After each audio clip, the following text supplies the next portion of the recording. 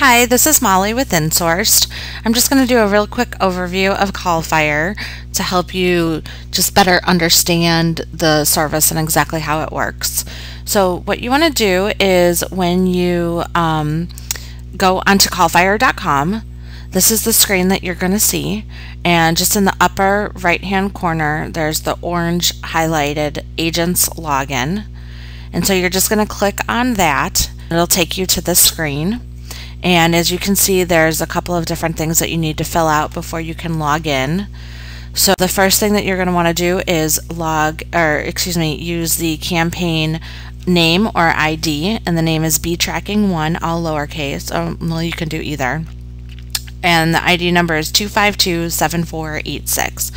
So you just input that, and if you don't see this little pop-up come up, then there's something wrong with what you're putting in. So make sure that you do see that, and you can just click on it.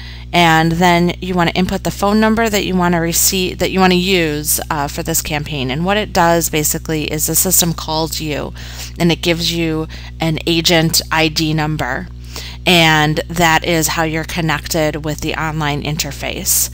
And then you want to use the passcode that I gave to you, 12345. And then you want to input your email address. And I would just ask that you use the email address that I use to communicate with you. That way I can see which leads you are contacting yourself.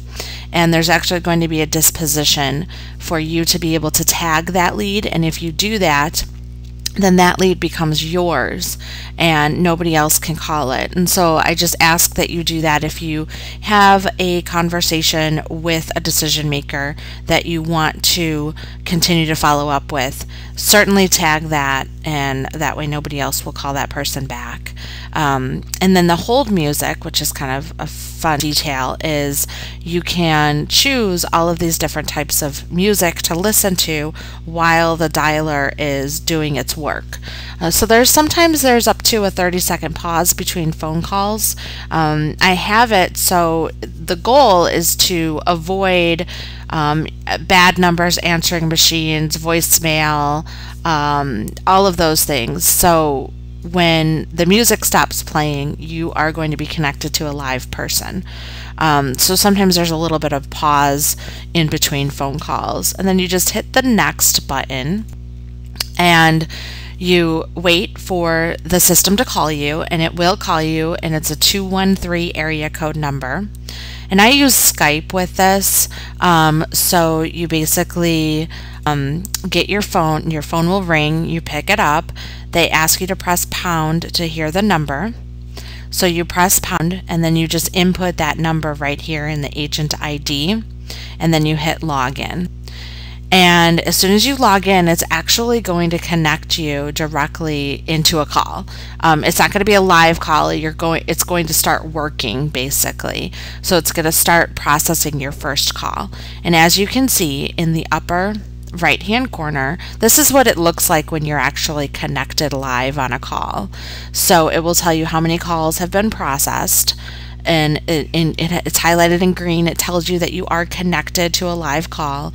It tells you the name, address, location, contact name, and their title of the company that you're calling.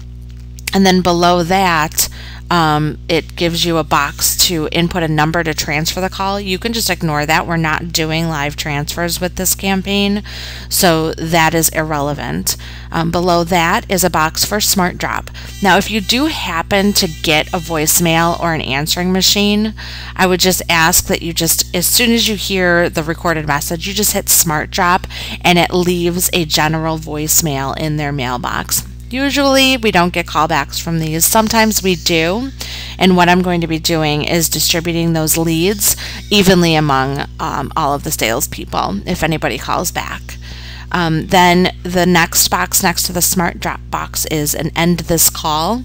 So you can, anytime you're done with a call but you're not necessarily done with the record, you can just hit end call and then finish inputting your notes.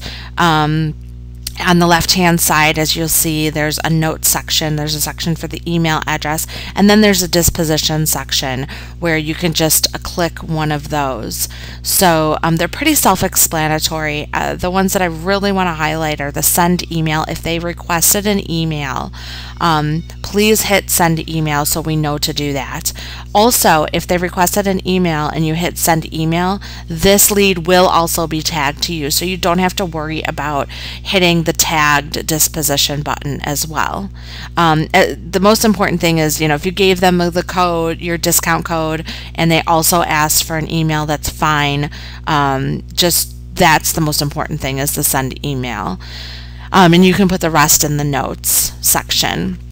And the rest are pretty self-explanatory. As you can see, there is a copy of the script up there for your convenience. You can also have a copy of it in a Word document or print it out next to you. That's fine. And then just the last thing is, when you are, if you do a smart drop, or you happen to get a bad number, or some, hang up or something like that, you can disposition the call and then just hit next call. You don't have to hit end the call every single time. That's just if you want to continue working in that record prior to moving on to the next call. Then you're going to want to end it, finish up the record, and then move on to the next call.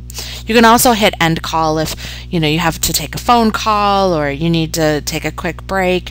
You can hit end call and then step away, do whatever you need to do, and then come back and resume your calls. I just ask that if you're going to be away from the dialer for more than 5 minutes, you just log out.